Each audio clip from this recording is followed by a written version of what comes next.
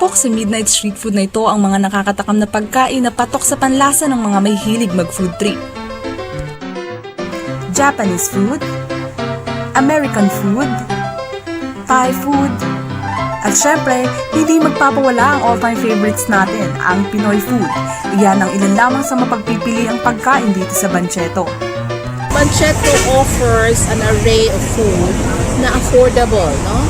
Kahit na sino ka pa, kaya mo siyang bilhin. Mula sa appetizers, main course, desserts, at drinks, talaga namang pinipilahan.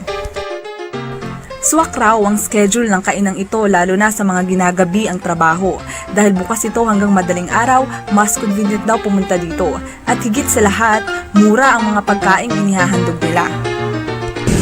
Kanilang mga presyo is mas affordable than sa mga restaurant sa labas, sa fast food, and it's interesting siya. It's something different.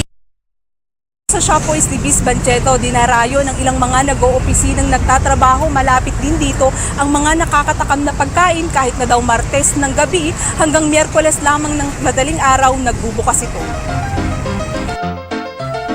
Pili lang ang lugar at araw kung kailan at saan nagbubukas ang Banchetto. Kaya naman sinusundan ito ng mga food trippers lalo na ang mga gourmet recipes na bihira lamang makita sa ganitong oras.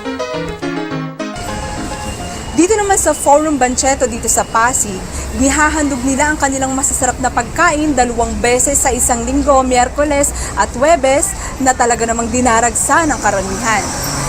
Hindi kasi marami kang pagpipilian eh. Tapos nandun yung specialty nung minsan iba-ibang lugar. So, okay siya.